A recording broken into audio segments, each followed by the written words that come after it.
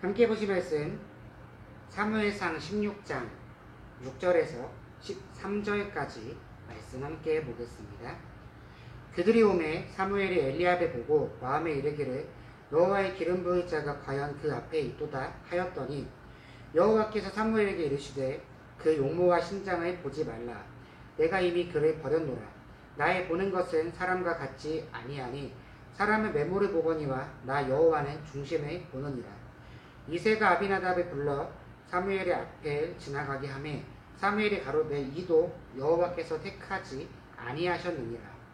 이새가 산마로 지나가게 하매 사무엘이 가로되 이도 여호와께서 택하지 아니하셨느니라. 이새가 그 아들 7으로 다 사무엘 앞을 지나가게 하나 사무엘이 이새에게 이르되 여호와께서 이들을 택하지 아니하셨느니라 하고 또 이새에게 이르되 내 아들들이 다 여기 있느냐. 이새가 가로되 아직 말째가 남았는데 그가 양을 지키나이다. 사무엘이 이새에게 이르되 보내어 그를 데려오라. 그가 여기 오기까지는 우리가 식사자리에 앉지 아니하겠노라. 이에 보내어 그를 데려오매 그의 빛이 붉고 눈이 빼어나고 얼굴이 아름답더라. 여호와께서 가라사대 이가 그니 일어나 기름을 부으라. 사무엘이 기름 뿔을 취하여 그 형제 중에서 그에게 부었더니 이날 이후로 다윗이 여호와의 신에게 크게 감동되니라. 사무엘이 떠나서 라마로 가니라. 아멘. 함께 기도하겠습니다. 하나님 감사합니다. 우리 청년들이 이 어려운 신앙 속에서 신앙을 지킬 수 있게 하심을 감사드립니다. 예배하기 소망하며 예배하는 영혼 가운데 그 마음 가운데 주님 함께하사 하나님을 소망하는 그 마음으로 주님을 의지하는 그 마음으로 나아가기를 붙들어 주시옵소서. 우리가 걸어가는 걸음 속에서 무너지지 아니하도록 매 순간 우리를 보호하시고 정말로 신앙인으로서 그 시선을 가지고 하나님의 초점에서 세상을 바라볼 수 있는 우리가 될 수 있도록 주님을 베풀어 주시옵소서. 하나님을 소망합니다. 감사드리며 예수님의 이름으로 기도드립니다. 아멘. 할렐루야. 청년부 예배 가운데 우리 계속해서 소명이라는 주제 가운데서 하나님께서 각 사람을 부르시는 내용을 나누면서 과연 우리를 향한 부르심 또한 그 부르심을 받은 우리가 어떠한 마음을 가져야 되는지를 함께 나눠보고 있습니다. 총 4번 말씀을 나눴는데요. 한번 복습해 볼게요. 첫 번째 소명에 대한 얘기를 나눌 때는 하나님께서 창세기 1장에서 아담을 부르시는 장면을 나누면서 하나님께서는 사람을 창조하실 때 또 이 땅에 보내시고 우리를 오늘날 부르시는 그 부르심 속에서 일관되게 한 가지 우리에게 요구하시는 것이 바로 하나님의 대리 통치자로서 단순하게 우리끼리 모여서 내 신앙을 지키고 세상과 단절되어서 마치 수도원 생활처럼 우리 스스로 그냥 하나님과 이렇게 살아가라가 아니라 세상 가운데 하나님의 통치자가 되고 하나님께서 명하시는 그 발을 전하며 하나님의 뜻대로 변혁시키고 경작하면서 이 땅을 다스리는 자가 되도록 우리를 부르신다라고 나눴었습니다. 자, 그런데 노아를 부르시는 장면을 보면은 하나님께서 그러면 이제 그 중요한 역할이잖아요. 하나님의 대리 통치자, 어떤 위대한 사람이어야 되고 그가 능이 있어야 되고 그가 그 일을 감당해야 돼요. 하지만 노아를 부르신 장면을 보면은 하나님께서 은혜를 주시는 그 순간부터 9절에서 노아는 의인이었다라고 성경은 기록하고 있습니다. 즉 노아는 의인이었는데 그런 노아에게 은혜를 베푸신 것이 아니라 하나님께서는 그 은혜를 주시며 그 노아를 의인 삼으시고 하나님께서 그 노아와 동행하시는, 즉 우리를 부르시되 동일하다는 걸 성경은 보여주고 있습니다. 내가 원래 선하고 하나님 앞에 죄가 없고 깨끗하여서 정말 그 깨끗한 그릇이기 때문에 하나님께서 나를 선택하셔서 예배 자리에 부르셨고 각자의 자리에 섬기게 하신 것이 아니라 하나님은 그냥 은혜로서 우리를 부르셨다는 것을 노아를 부르신 장면을 보여주고 있어요. 또한 그 하나님께서 명하시는 일을 하나님께서 동행하시면서 그와 함께 이루셨다는 것을 노아의 이야기 속에서 분명히 보여주고 있습니다. 자, 그러면은 우리를 부르셔서 사용하시고 그 통치자를 삼으시면은 우리는 그냥 하나님께서 부르셨으니까 헌신하고 끝이냐? 창세기 12장에 나타나는 아브라함의 이야기를 보면은 하나님께서는 우리를 부르실 때 분명히 복을 주시기 위해 부른다고 이야기합니다. 근데 아브라함의 이야기를 잘 보면은 정작 하나님의 말씀을 따라 살아가는 출발점일 때, 즉 하나님의 부르심에 응답하는 그 시점에서 그다지 복이 아니에요. 오히려 실패한 인생처럼 보여지는 것이 아브라함의 출발점입니다. 부유하고 잘 살던 땅을 버려두고 하나님 말씀 따라가서 이 땅을 주리라는 땅에 가니까 기근이 임해서 창세기 12장 9절에선 그 기근을 피해서 애굽으로 도망가요. 하지만 그 믿음의 고백 가운데 아브라함은 후대에서 예수님이 태어나는 그 축복을 받으며 믿음의 조상이 됩니다. 우리 향해서 부르시는 그 부르심 가운데 응답할 때에 직관시적인 어떤 은혜나 복이 임할 수도 있지만, 우리가 소망해야 되는 복은 정말로 하나님으로 인해 영생에 들어가는 그 복이며, 우리가 어쩌면 기독교인으로서 소망해야 되는 가장 그 큰 은혜는 나의 죄를 씻으시고 천국으로 이끌어 가시고 영생을 허락하시는 그 예수님의 보혈의 은혜임을 나눴습니다. 자, 계속해서 모세를 부르신 장면을 보면은 하나님께서는 그 부르시는 자와에게 동행하신다, 내가 너와 함께한다, 이걸 넘어서서 내가 행한다라고 말씀하시는 것을 모세를 부르신 장면에서 볼 수 있습니다. 모세는 하나님의 부르심이 있기 이전에도 이스라엘 백성들을 구원하고 싶었어요. 애굽에서부터 지켜주고 싶었습니다. 하지만 그가 행한 것을 애굽 사람들도 인정하지 아니하였고 히브리 사람도 그를 인정하지 아니하여서 그는 동족에겐 버림받고 바로에게 쫓겨서 도망가는 신세로 미디안으로 도망갔어요. 실패했습니다. 그러다 보니까 하나님께서 부르실 때에 저 애굽으로 가서 바로에게서 내 백성을 구하라 하셨을 때에 모세는 자신감 있고 믿음으로 나아가기보단 두려웠을 거예요. 하나님, 맞는데 한데요. 제가 어떻게 누구길래 그걸 할 수 있습니까? 하지만 하나님은 그에 대하여서 내가 한다라고 말씀하시는 그런 장면들을 보았습니다. 자, 오늘은 다윗을 부르시는 장면을 보면서 1차적으로 나를 부르심에 대해서도 고민해 봐야겠지만, 우리가 이제 같은 성도들을 바라보면서, 청년들을 바라보면서 어떠한 마음을 가졌으면 좋겠는지를 함께 나눠보겠습니다. 자, 16장 1절에서 5절까지 이야기는 하나님께서 사무엘을 이새의 집에 보내셔서 이 사울을 버리시고 사울 뒤를 이을 왕을 세우기 위하여서 머리에 기름 부으도록 하시는 그 장면들이 등장하고 있습니다.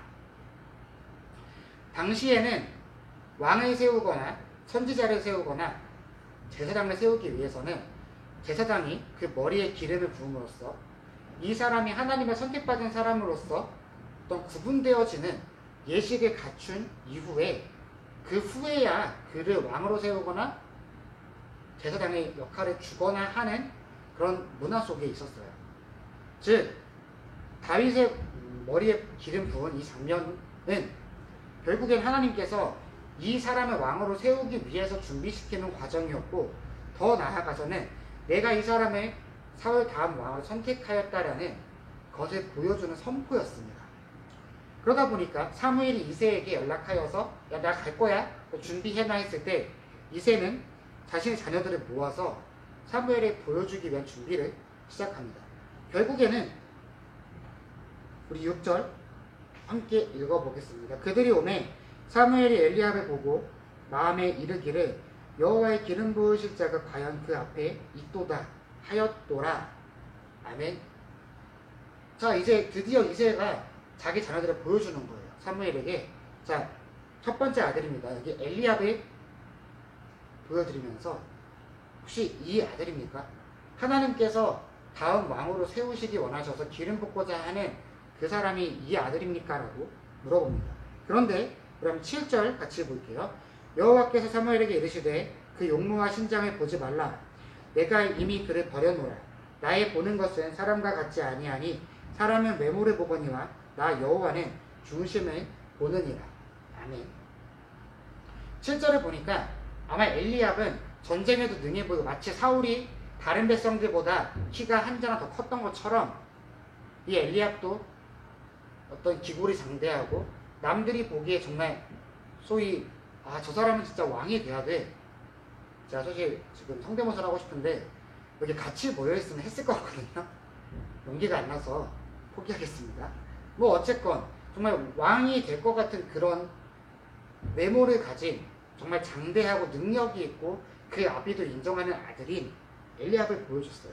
하지만 하나님께서는 나는 그 외모, 신장 이런 것을 보지 아니하고 그의 중심을 본다라고 말씀하십니다.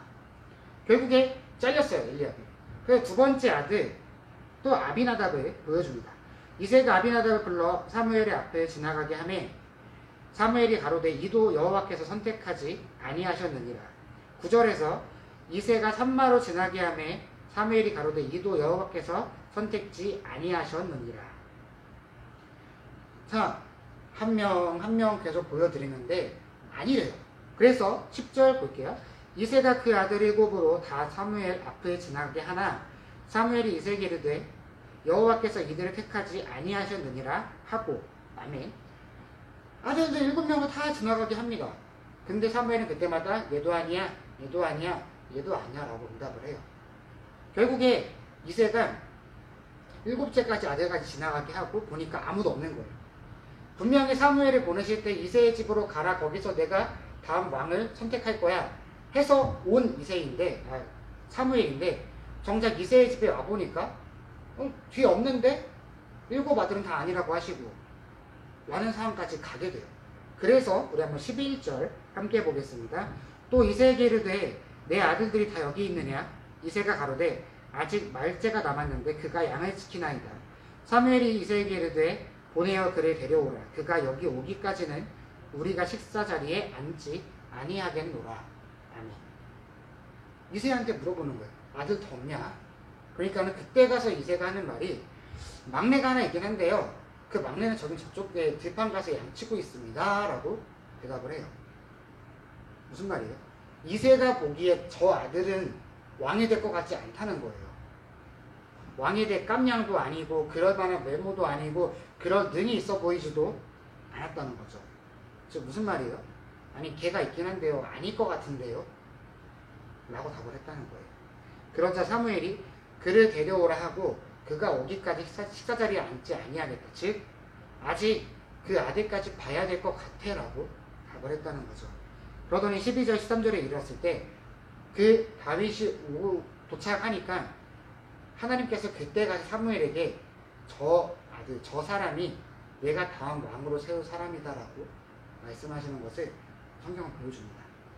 다윗은 우리가 웬만하면 정말 교회를 한 1년, 2년 다니면 그 이름을 한 100번은 들을 거예요. 엄청나게 위대한 왕이고 이스라엘 백성들, 이스라엘 국기의 가운데 있는 별이 다비드, 즉 다윗의 별이라고 할 정도로 이스라엘 백성들의 영웅이며 우리가 기억하기에 성경상에서 굉장히 위대하고 하나님이 사랑하시고 하나님을 사랑한 그 왕이 바로 다윗입니다. 정말 대단한 왕이에요. 심지어 그 다윗은 단순히 하나님을 사랑하고 어떤 용모가 아름다웠던 것처럼 그냥 어떤 부드럽고 하나님과 교제하고 정말 신앙적인 어떤 아름다운 삶을 산 사람이 아니라 그의 삶 속에서 분명히 고난을 겪을 때가 있었지만 전쟁에서 능히 승리하는 왕이 되었고 이스라엘 백성들이 칭송하는 왕이 됐던 게 다윗이에요. 주변에 엄청나게 많은 국가들이 솔로몬의 성전을 지을 때 다윗을 기억하여서 솔로몬에게 예물을 보내는 것을 볼 수 있듯이 그는 전쟁에도 능한 왕이었으며 외교에도 능한 왕이었고 많은 주변 국가가 바라보기에 위대한 왕이었어요. 하지만 그 다윗을 부르시기 전에 또한 13절에 말씀하시는 여호와의 신이 크게 감동하기 전에는 그 아비가 보기에도 그렇게 왕이 될 감이 아닌 아비가 보기에도 저 아들은 아닌 것 같은데요 할 만한 즉 그래 보이지 않는 왕이었다는 거예요. 그런데 하나님께서는 그 다윗을 택하시고 더 나아가서는 그에게 여호와의 신이 임하게 하십니다. 하나님께서 우리를 부르시는 동일해요.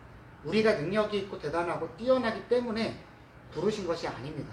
하지만 오늘 이 말씀을 통해서 우리가 한번 돌아봤으면 좋겠는 것은 우리가 어쩌면 이새와 같은 모습으로 살아가고 있지 아니한가에 대해서 한번 진짜 깊이 한번 생각해 볼 수 있는 시간을 가졌으면 좋겠습니다. 서로 같은 청년들을 바라볼 때 또 이제 우리 후배들인 학생들이나 유초등부 친구들을 바라볼 때 과연 우리가 어떠한 마음가짐으로 바라보는지 한번 돌아보기를 소망합니다. 분명히 우리가 주변 청년들, 특별히 정말 하나님의 신이 임해서 정말 막 뜨겁게 막 기도하고 예배하고 삶 가운데 그 하나님을 드러내고 잘 살아가는 그런 청년들도 있지만 우리 주변 청년들 바라보다 보면은 때로는 마치 이새가 저 다윗을 바라보면서 쟤는 왕이 될 감은 아니야 라고 생각했던 것처럼 왕을 세우기 위한 기름 붓는 자리에 그 아비가 끝까지 배제했던 것이 다윗이었던 것처럼 어쩌면 우리도 주변 청년들 바라보면서 쟤는 교회 다니는 신앙인답지는 않은데 혹은 우리 학생들이나 유초등부 친구들 바라보면서 글쎄 쟤는 왜 저러냐 이런 시선들을 갖고 있지 아니한가를 우리가 돌아보기를 소망합니다. 결국에 이새는 사람의 시선에 묶여 있었기 때문에 하나님께서 선택하시고 하나님께서 세우시고 하나님께서 그를 통해 큰 일을 이루실 계획이었던 다윗을 보지 못했어요.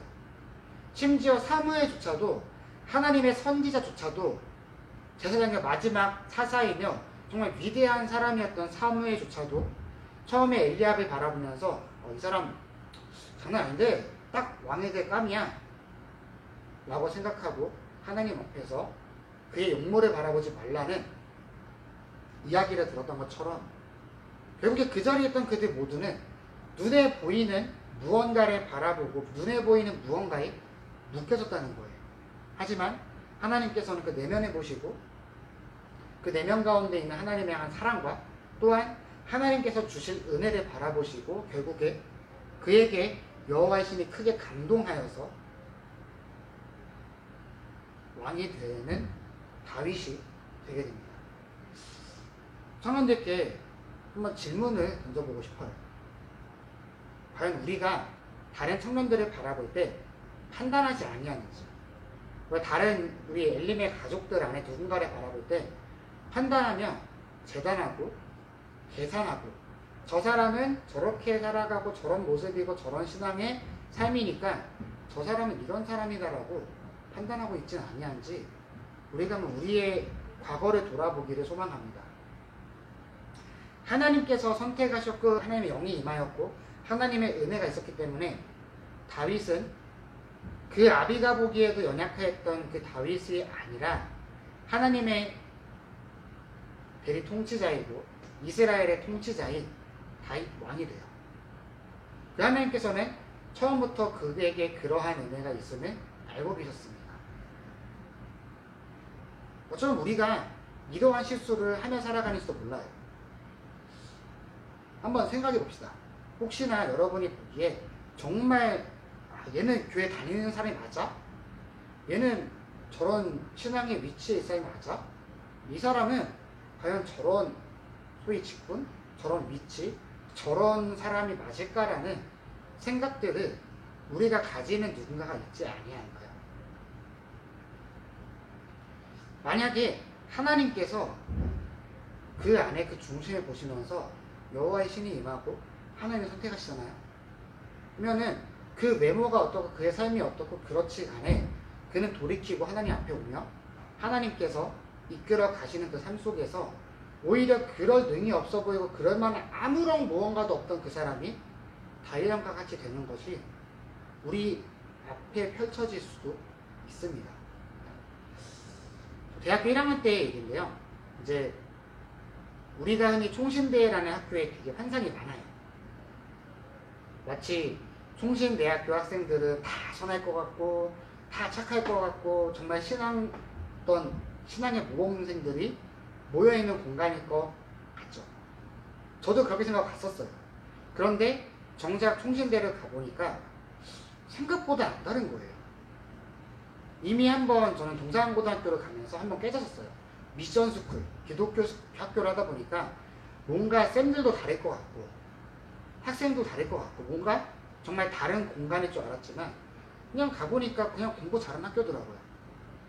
총신대를 가보니까 과연 이런 질문들을 제가 학교를 다니면서 한 100번은 던졌던 것 같아요. 특별히 이제 학교의 동기들, 후배들, 선배들을 바라보면서 쟤는 진짜 신학생이라는 명찰이 아깝다라는 생각을 골백번도 했던 친구들이 있었어요. 그런데 굉장히 재밌는 게 그랬던 선배들, 친구들 중에서 정말 하나님의 신이 임하, 하나님의 은혜가 임하, 하나님의 성령 가운데 붙잡히기 시작하니까 주변 동기들이 다시 모였을 때는 이 사람은 진짜 인정해줘야 된다. 정말 변화하고 소위 개가천선해서 정말 하나님의 사람으로 살아간다라는 이야기를 듣는 것을 보게 돼요. 오히려 동기들 중에서 진짜 이 친구는 본받고 싶다, 존경한다. 같은 친구지만 얘는 진짜 목표하면 성공할 거야 라는 이야기를 들었던 친구 중에서 어떤 친구는 지금 공무원 시험 준비하는 친구도 있어요. 왜요? 아예 교회 떠난 거예요. 정말 누구 예측하지 못했어요. 그 친구만큼은 정말 대단한 목회자가 될 것 같고 어떤 부흥사가 될 것 같고 저 친구의 나중에 어떤 목회를 하는 곳이 있으면은 내 지인 있으면 소개해서 보내고 싶다. 진짜 괜찮은 친구다. 했던 그 누군가는 지금 신앙을 떠나서 정말 그냥 일반인 삶을 살아가는 친구들도 제 주변에 꽤 많아요. 분명히 그 친구들이 겉으로 보기에 정말 대단한 친구들이었고 진짜 말씀 많이 보고 기도 열심히 하고 정말 삶적으로 어쩌면 이 친구만큼은 율법을 어기지 않을 수도 있지 않을까 이런 생각을 했던 어떤 친구는 지금 아까 얘기했던 것처럼 공무원 준비 중. 하나님께서는 아셨겠죠. 하나님께서는 지켜보고 계셨겠죠. 하지만 그 겉으로 보여지는 모습은 오히려 처음 말한 친구는 쟤는 과연 신대원은 갈 수 있을까? 쟤는 과연 목회자는 될 수 있을까? 그러면서 우리끼리 했던 얘기는 쟤는 그냥 목회자 안 하는 게 그 교회 성도들한테 도움이 되는 거야 라고 생각했거든요. 근데 그 친구가 현재 섬기는 교회에서 그 친구는 모두가 인정하고 정말로 존경하고 그 친구 스스로는 그런 상황 가운데 겸손하면서 하나님의 은혜를 전하는 자가 되어 있어요. 하나님의 계획하심은 누구도 알지 못합니다. 우리를 부르실 때 우리가 그렇게 선하지 아니하고 죄인이고 부족하고 연약함에도 우리를 세우신 것처럼 하나님께서는 우리 외에 다른 부르심 가운데 동일하게 역사하십니다. 겉으로 보여지는 모습, 그가 지금 살아가고 있는 삶, 그가 어떠한 능이 있고 어떠한 노력을 하고 있고 얼만큼 선하냐가 중요한 것이 아니라 하나님께서는 그 내면 가운데 보시고 또한 하나님의 계획하시는 무엇이냐가 중요하다는 거예요. 우리 서로를 바라볼 때 서로에게 이런 마음으로 다가갔으면 좋겠어요. 소망하는 그 마음으로 다가갔으면 좋겠습니다.